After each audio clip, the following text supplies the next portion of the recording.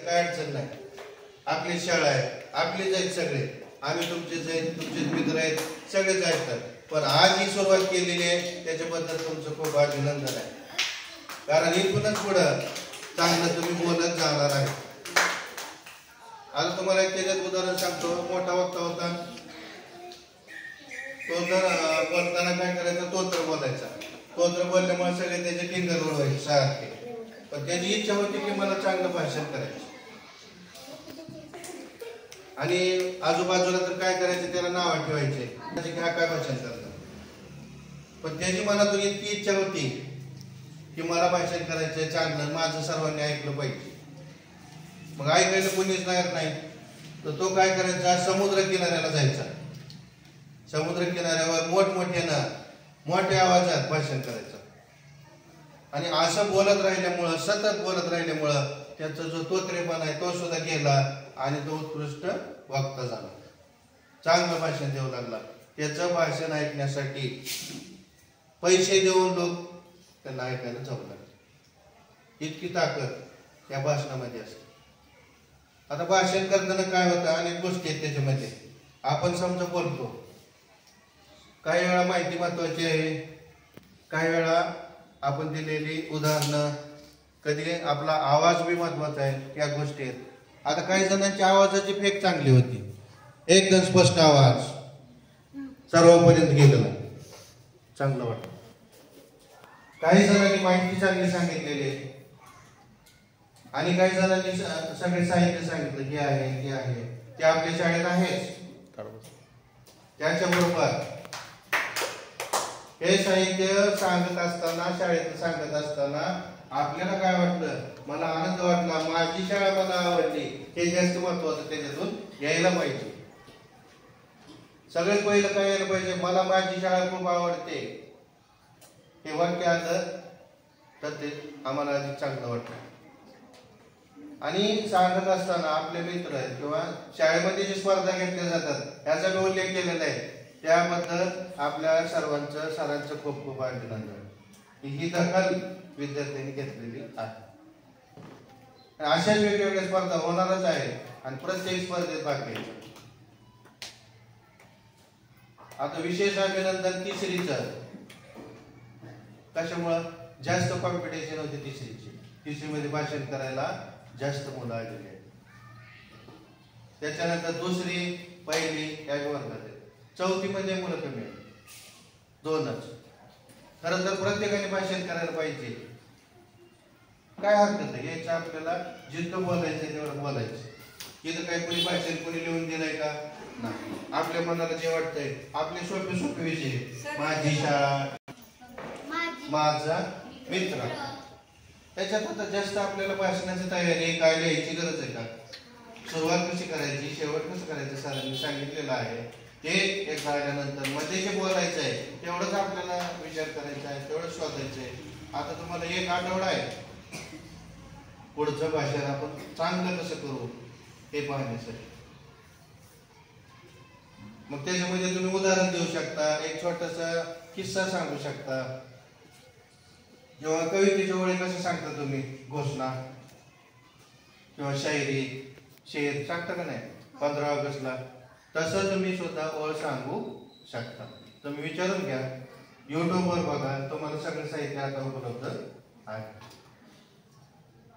आणि सरांनी चांगली आपल्याला कल्पना बी सुचवलेली आहे, त्याबद्दल सरांचं अभिनंदन. आणि हा प्रत्येक स्पर्धेला ते उत्सुकपणे पुढे येतात आणि आपल्याला एक चांगलं वळण सर्वांना लागायला की नाही, लागतंय का नाही पहिल्यापेक्षा, बरोबर. श्रेयस रडत होता पहिल्यांदा, पण आता श्रेयसला शाळा खूप आवडायला लागली आहे का नाही. त्याचा भाऊ दुसऱ्या शाळेत गेला, त्याच्या गल्लीतले दुसऱ्या शाळेत गेले, पण त्याला ही शाळा खूप आवडते.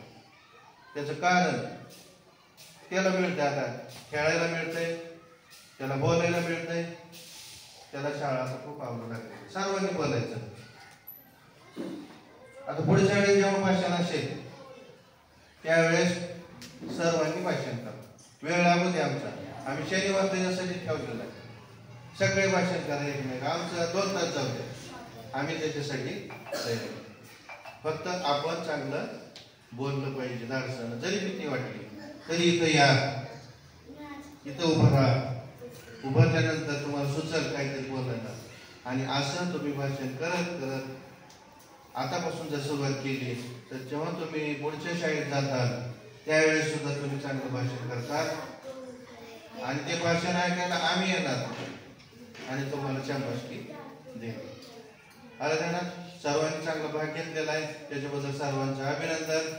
ज्यांचा नंबर आलाय त्यांचं तर अभिनंदन आहेच, पण ज्यांनी चांगलं बोललेले आहे प्रयत्न केलेला आहे त्याबद्दल त्यांचं अभिनंदन. जे आता मनात विचार करते मी पुढच्या वेळेस बोलणार आहे त्यांचं पण अभिनंदन आणि जरूर पुढच्या वेळेस बोलणार सगळेजण. तर आपण बघूया पहिली या वर्गामध्ये 14 जणांनी भाग घेतलेला होता. त्यापैकी अब्दुल बारी आणि सर्वात चांगलं भाषण केलेलं आहे. त्याचं टाळ्या वाजवून स्वागत.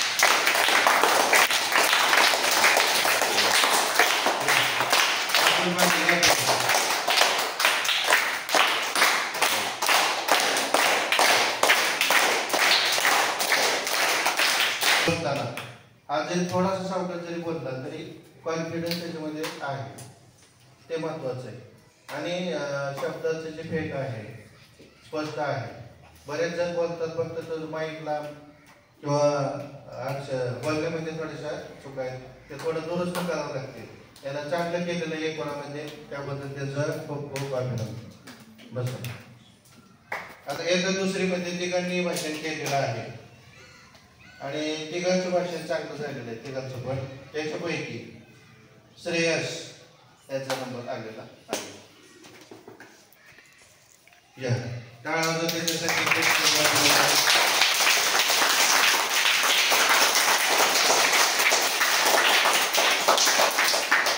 आणि त्याचे जे शब्द होते सगळे स्पष्ट होते, आवाज चांगला येत होता, त्यामुळे भाषण सर्वांपर्यंत पोहोचतं.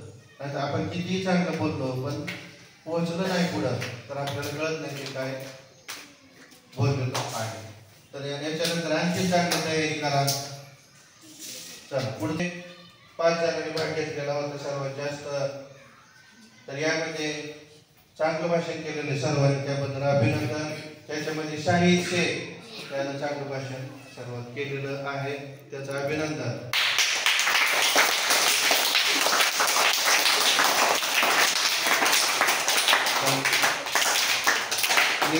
आपल्या स्वतःहून काही गोष्टी नवीन ऍड केलेल्या आहेत.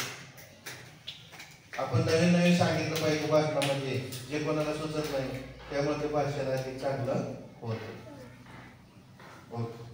चौथीमध्ये फक्त 2 जणांनी भाषण केलेलं आहे. बरोबर. कोणाचा नंबर आलाय? कोणाचा नंबर आलाय? बरोबर, शफीचा नंबर आलेला आहे. जोरदार टाळ्या.